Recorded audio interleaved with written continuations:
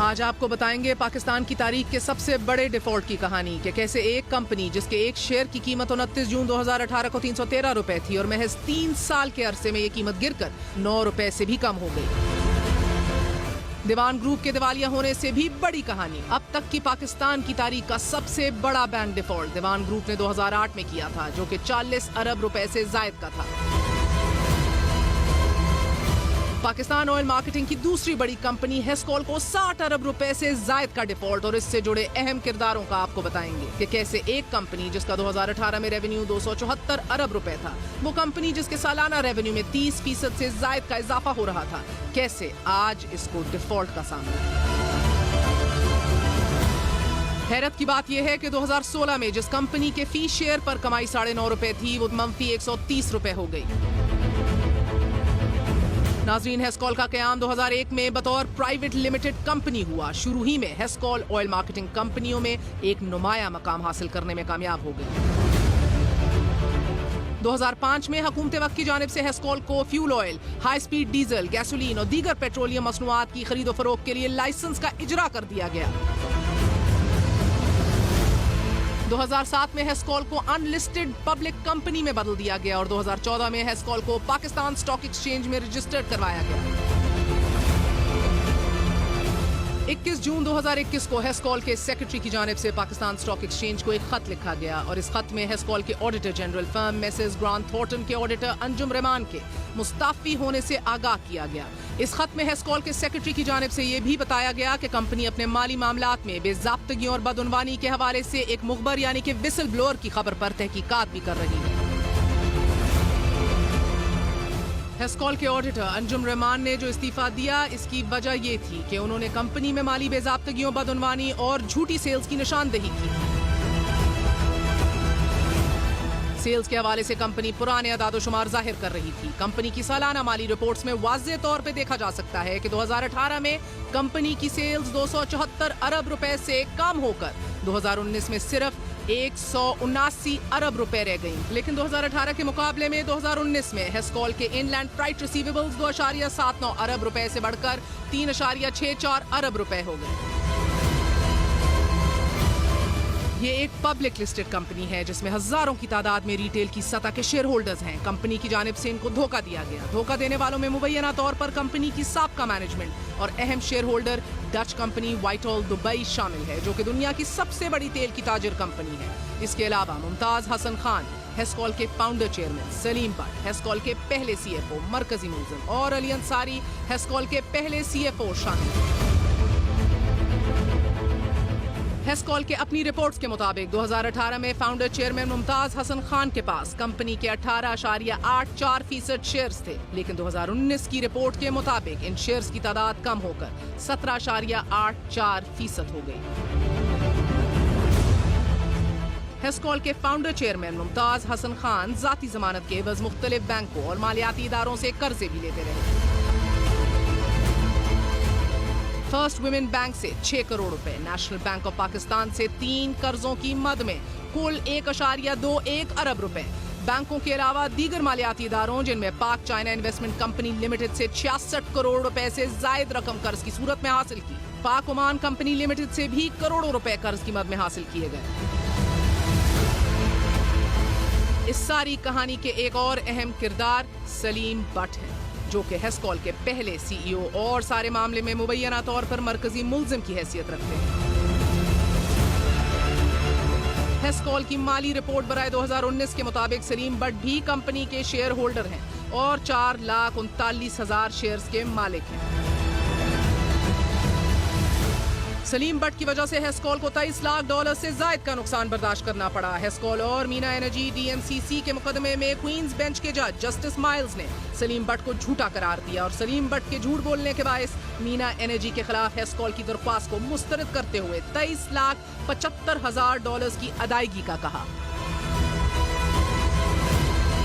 Hascol company की website पर जाएं तो कंपनी के मौजूदा चेयरमैन एलन डंकन के बारे में बड़ी दिलचस्प मालूमात मिलती हैं। कंपनी की वेबसाइट पर उनके बारे में लिखा है कि एलन डंकन ने कंपनी बोर्ड में बहैसियत व्हाइटहॉल दुबई की जानिब से बतौर डायरेक्टर शमूलियत इख्तियार की। उनके बारे में मजीद ये भी बताया गया कि वो 1992 से 2020 तक बरतानवी पार्लियामान के रुकन और 2 बार वजीर भी रह चुके हैं।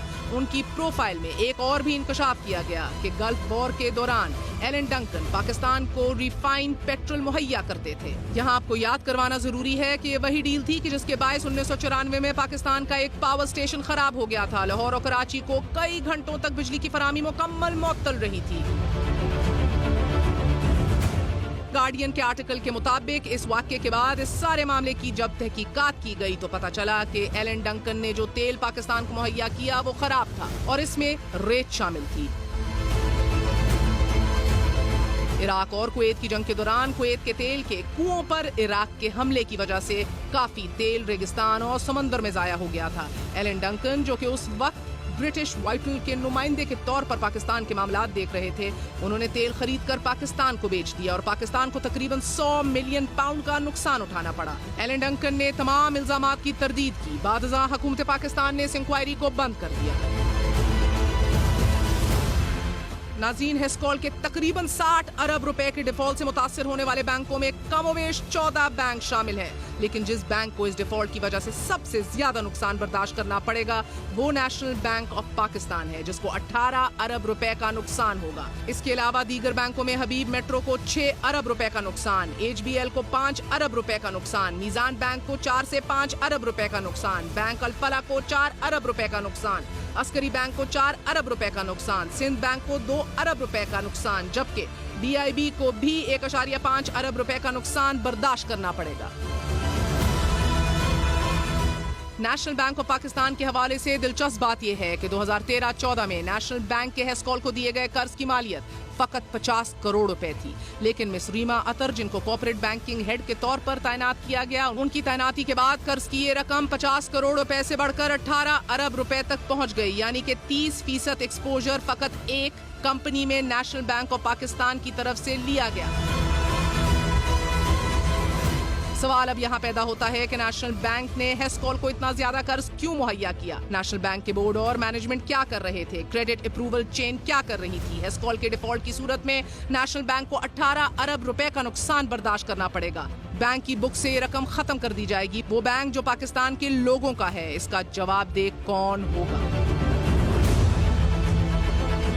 जब PSO, शेल, अटक, टोटल, पार्को जैसी कंपनियां 2019-20 में सिंगल डिजिट खसारे में थीं, तब हेस्को डबल डिजिट खसारे में जा रहा था। क्यों? इस खसारे की अहम वजूहात हैं बड़े पैमाने पर बैंकों से कर्जे लेना, यानी कि over leveraging through massive bank borrowing, बावजूद 15 दिन की कैश साइकिल के लॉन्ग टर्म 90 दिन की LCs खोलना, क्या सराइयों की वजह से बड़े पैमाने पर ज़र मुबादला के ज़खायर पर ज़र्ब लगना और बैनुल अक़वामी मार्केट में तेल की कीमतों में रद्दो बदल से ज़र्ब लगना, क्योंकि 90 दिन की LC खोली गई जबकि ज़रूरत 15 दिन की थी।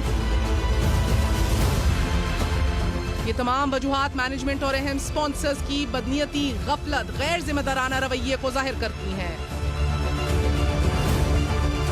मुबैना ज़ाती फायदे की खातिर कंपनी को डबो दिया गया, जिसकी वजह से पब्लिक शेयर होल्डर्स, कर्ज देने वाले बैंक, निजी कर्ज फराहम करने वाले और वो लोग कि जो अभी तक अपनी रकम वापसी का इंतजार कर रहे हैं, इनको भारी नुकसान उठाना पड़ा। व्हाइटहॉल कंपनी की जानिब से गैर जिम्मेदारी का मुजाहिरा मुबैना तौर पर जानबूझकर किया गया और इस सारे मामले को डच सफारतकार SECP FIA के सामने उठाया जाना चाहिए। पाकिस्तान की तारीख का सबसे बड़ा डिफॉल्ट 60 अरब रुपए और पूरा मुल्क खामोश है। इतने बड़े पैमाने पर मुबैना माली फ्रॉड और बेज़ाब्तगी सामने आने के बाद बात करेंगे। हमारे साथ असद उमर साहब मौजूद हैं। असद उमर साहब, बहुत बहुत शुक्रिया। Pakistan stock exchange, SECP, NAB और FIA, अब तक कितनी पेशरफ्त हुई है, कितनी इन्वेस्टिगेशन हुई है? पाकिस्तान के सबसे बड़े डिफॉल्ट के हवाले से हुकूमत खामोश क्यों है? आखिर बात क्या है? अच्छा, मुझे सच्ची बात है, मुझे हेस्कॉल के डिफ़ॉल्ट का ये आपसे पता चला है कि इतना बड़ा डिफ़ॉल्ट मैं क्योंकि डील नहीं करता इस सब्जेक्ट से, तो मेरी डायरेक्ट नॉलेज इसके ऊपर नहीं है। लेकिन हाँ, ये मैंने ज़रूर सुना है कि एक डिफ़ॉल्ट हुआ है, बड़ा डिफ़ॉल्ट। मैं पर्सनली खुद क्यूरियस हूँ, मैं कल ज़रूर पूछूंगा इन इदारों से कि क्या हो रहा है, इतना बड़ा डिफ़ॉल्ट हुआ है तो उसकी क्या अभी तक आपकी पूरी हुकूमत एहतसाब, ट्रांसपेरेंसी, अकाउंटेबिलिटी के नाम पे खड़ी है, आई भी है, खड़ी भी इसी बात के ऊपर है सब। जब HBL, UBL, MCB, ABL जैसे इतने बड़े बड़े बैंक गुज़िश्ता कई सालों से औसत जो है वो 20 अरब रुपए मुनाफा हर साल कमा रहे हैं, दिखा रहे हैं, तो फिर हर 4 साल बाद नेशनल बैंक ऑफ पाकिस्तान 18 अरब रुपए का खसारे का कौम को तोहफा क्यों दे देता है? सर, पहली नेशनल बैंक बांग्लादेश का मामला जो है हम भुगते नहीं है, ओमनी ग्रुप, शरीफ ग्रुप और अब हेस्कॉल का मामला सामने आ गया है। Sir, state bank of Pakistan की बड़ी वेल डिफाइंड पर पार्टी लिमिट्स हैं, यानी एक किसी कंपनी को और एक किसी ग्रुप को ज्यादा से ज्यादा कितना पैसा कर्जे में दिया जा सकता है, और स्टेट बैंक ऑफ पाकिस्तान की बड़ी वेल डिफाइंड है। अगर उस पैरामीटर को वायलेट किया गया है तो बिल्कुल गलती सरगर्द हुई है, और उसमें तो फिर सवाल जो है वो सिर्फ नेशनल बैंक से नहीं पूछना चाहिए, फिर तो सवाल स्टेट बैंक से भी पूछा जाएगा कि रेगुलेटर ने उसको क्यों नहीं देखा। लेकिन मुझे नहीं पता कि क्या वो पर पार्टी लिमिट एक्सीड हुई थी या नहीं हुई थी, और मैं दोबारा यही कहूंगा कि मुझे नहीं पता कि क्या ये कमर्शियल डिफॉल्ट है जिसकी कमर्शियल रीजंस की वजह से डिफॉल्ट हुआ है, या इसके अंदर कोई जुर्म सरजद हुआ है, और दोनों नौयत के मुख्तलिफ नौयत की चीजें, और इसलिए उसके ऊपर रिएक्शन और फैसले। असद उमर साहब, मसला ये है कि आप लोगों ने आसिफ अली जरदारी और शहबाज शरीफ के पीछे FIA को फेंका हुआ है। आप लोग बिल्कुल डिफॉल्टर्स के ऊपर शौकत तरीन समेत इमरान खान साहब इतनी बड़ी बड़ी तकारीर करते हैं। 60 अरब रुपए का ये डिफॉल्ट है sir. A lot of questions are unanswered, the books are not giving questions right now. Stage के ऊपर ये मामला भी अटका हुआ है, तो कब तक अवाम ऐसे फैसलों की कीमत अदा करेगी कि अरबों रुपए के कर्जे दे देते हैं, डिफॉल्ट के ऊपर कंपनीज चली जाती हैं, पैसा तो आम आदमी की जेब से जाएगा, ऊपर से वो शेयर होल्डर्स जिसने अपनी पूरी पेंशन लगा दी हो इसके शेयर्स खरीदने में, आज वो कंगला बैठा है सर, उसको जवाब दे कौन है? बिल्कुल, मतलब जाहिर है कि कोई भी अगर इतना बड़ा डिफॉल्ट है तो उसकी इन्वेस्टिगेशन तो होनी चाहिए। उसका नतीजा क्या निकले इन्वेस्टिगेशन की तफ्तीश का वो तो बात की बात है, लेकिन इन्वेस्टिगेशन होनी चाहिए।